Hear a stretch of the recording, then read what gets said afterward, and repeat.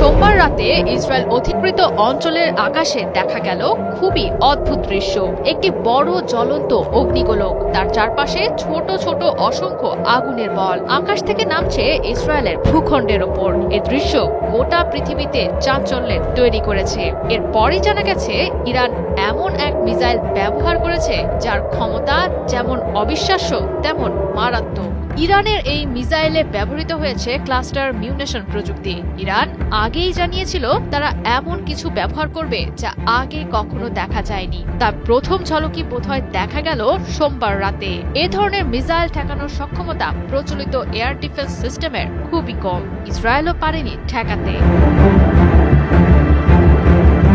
মূলত ক্লাস্টার মিউনেশন হলো এমন এক ধরনের ক্ষেপণাস্ত্র যেটি বড় একটি ওয়ারহেড মাঝ আকাশে খুলে অসংখ্য ছোট ছোট বোমা বা সাব মিউনিশন ছড়িয়ে দেয়। এটি একবারে বিস্ফোরিত না হয়ে বিস্তারিত এলাকা জুড়ে অনেক ছোট ছোট বিস্ফোরণ ঘটায়। নির্দেশনাবিহীন এসব বোমা নিচে পড়ার সঙ্গে সঙ্গেই বিস্ফোরিত হয়। ইসরায়েলি প্রতিরক্ষা বাহিনী IDF এর তথ্য অনুযায়ী এ ধরনের ক্ষেপণাস্ত্রটির ওয়ারহেড প্রায় 7 কিলোমিটার বা 4 মাইল উচ্চতায় গিয়ে খুলে পড়ে যায়।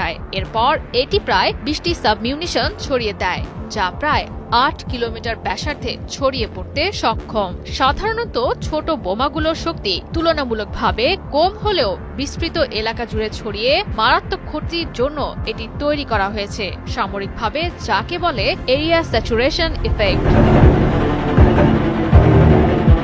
সোমবারের আঘাতকে কেন্দ্র করে অনলাইনে ছড়িয়ে পড়া একটি ভিডিও ফুটেজে মধ্য ইসরায়েলের আকাশে দেখা মেলে ক্লাস্টার মিউনিশন ক্ষেপণাস্ত্রের। ইসরায়েলি গণমাধ্যমে প্রকাশিত তথ্য অনুযায়ী ক্ষেপণাস্ত্রটি হামলায় ধসে পড়েছে অন্তত 4টি অ্যাপার্টমেন্ট ভবন। ধারণা করা হচ্ছে আশেপাশের একটি আশ্রয় কেন্দ্র ভেদ করে ক্ষেপণাস্ত্রটি ঢুকে পড়েছে।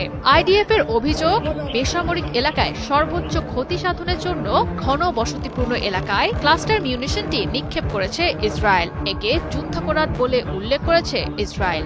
হেব্রনের আকাশে দেখা মেলা ক্ষেপণাস্ত্রের আঘাতে শিশুসহ 5 থেকে 6 জন আহতের খবর জানা গেছে। তবে অনেক সময়ই এর সাবমিউনিশনগুলো বিস্ফোরিত না হয়ে মাটিতে সক্রিয় অবস্থায় থেকে যায়। পরবর্তীতে এগুলো সৃষ্টি করে ল্যান্ডমাইনের মতো দীর্ঘমেয়াদে প্রাণঘাতী ঝুঁকি, যা সাধারণ মানুষের জন্য খুবই বিপজ্জনক। আন্তর্জাতিকভাবেও নিষিদ্ধ ক্লাস্টার মিউনিশন ক্ষেপণাস্ত্র বেসামরিক মানুষদের জন্য ক্ষতির কারণ হলেও ইরান এবং ইসরায়েলের কেউই ক্লাস্টার মিউনিশন নিষেধের পক্ষে নয়।